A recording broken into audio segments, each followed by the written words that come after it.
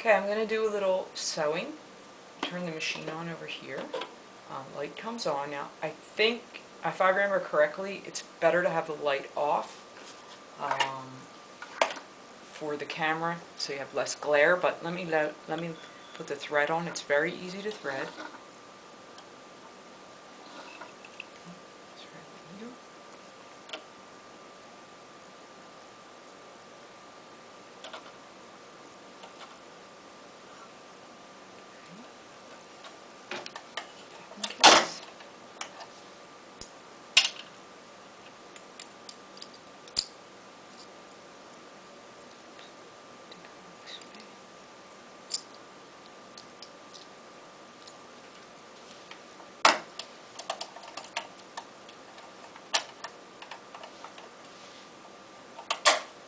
Okay, this model has a great feature on the foot. If I just press my heel onto the power foot, I can lower the needle, raise the needle. So basically, by pressing your heel, it'll take a half stitch. Put that down. Not all of the Berninas have that feature. Okay, let's look over here.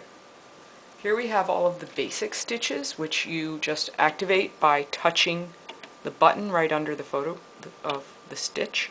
Here we have a needle down or needle up. If it's lit, the needle will, the stitching will end with the needle down. So let's try that. Straight stitch, the needle's down. If I deactivate, it'll end in needle up position.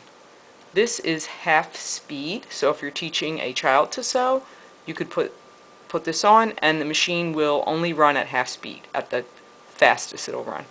This is reverse, so if you're sewing and you want to do reverse for a long time, you don't have to hold that in, you just push it and then you will go in reverse until you deactivate it. This feature is for the beginning of a stitch sequence, which you would use it for these embroidery style stitching. This is the buttonhole foot, so you would first choose either the key buttonhole or the straight buttonhole. So let's put the key buttonhole. It's an automatic, so let me move this over. You would first, well, so I would change the foot, but I'm just going to demo with this foot. So you would first go down as far as you want to go down. Then you would push again to do the tack over. Did it? Oh, it's doing a circle. That's right. I've got it's the keyhole, so it's going to do the keyhole. Now it automatically goes back when it finishes the keyhole. Get back to the top, and we push to do the over stitch. Okay, there it is. Let's do the straight one. So I'm going to push it to the straight one. Go as far as I need to go. Tack over. It's going to go back on its own. And finish up. And when I finish up, it will take a few stitches down. Okay. So that's that. These are basting stitches.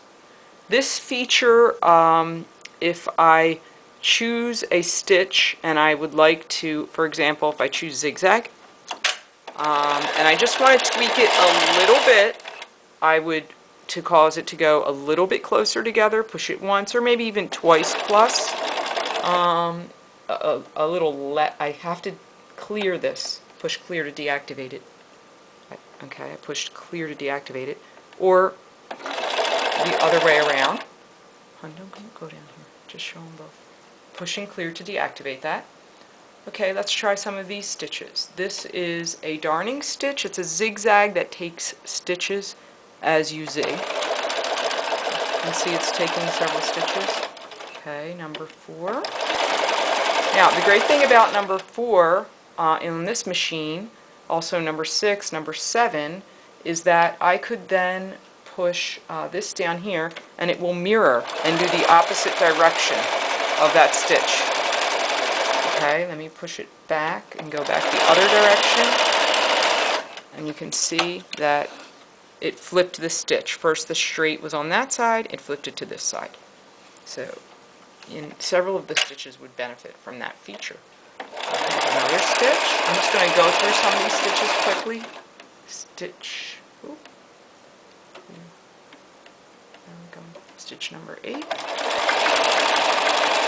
This is also it has a picture with 3 rows. Basically, it does 3 rows of stitching on top of one another.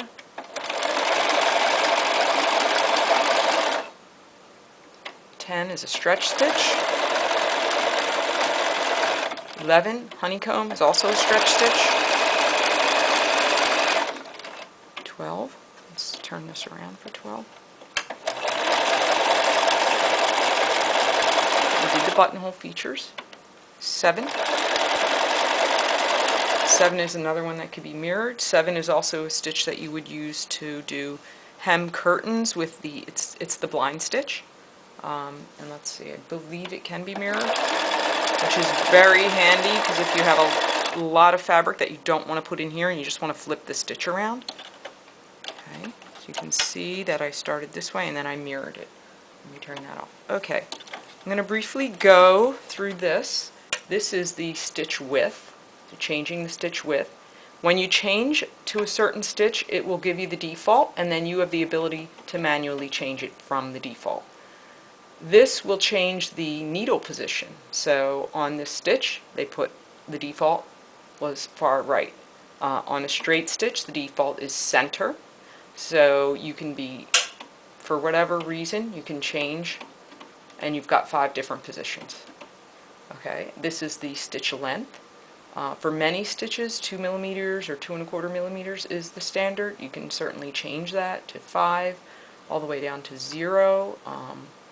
At your own desire. Now, these are programmable stitches. So we have an alphabet, and on top of each alphabet letter, we have a style of stitch. If you push on A and you want to use it as A in the alphabet, you would then push on the alphabet. Now, let's say that I want to only make one A. I'm going to push this, and it will only make one. Actually, it will start at the beginning of the A. Okay, now let's say I want to program in a word. So what I'm going to do is turn the memory on, which is MR, the top will light, and then I'm going to choose a word. Okay, how about dog? First I want to clear everything that's in the memory from before. So I'm going to spell the word dog. So I have it on D, and I have the AZ lit. If I do not have this lit, it will program in this stitch up here. So let me go back to that. Now, I only want 1D. I'm going to, let's go back to that. I want 1D, so I'm going to push M plus 1 time. Then I want 1O. I will push M plus 1 time. 1G, I will push M plus 1 time, and I'm ready to go. And it's going to spell dog for me.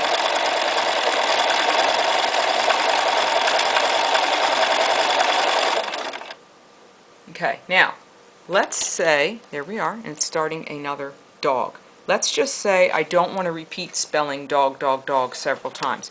I just want it to do one repetition of that. And I actually want to clear this because I want to put in front of dog, I would like to put this star stitch. So I'm going to take AZ off. I'm going to turn on memory, taking AZ off, and I'm going to do 1 star stitch, so plus.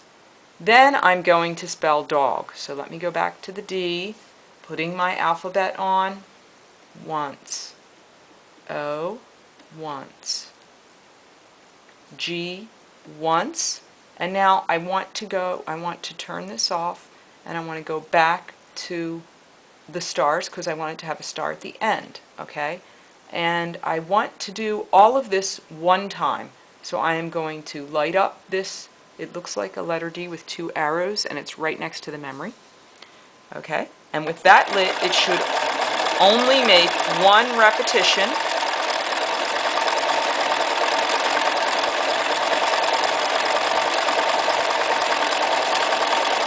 Now, I am still pushing on the power, but the needle is stopped. That's the end of 1 repetition, okay?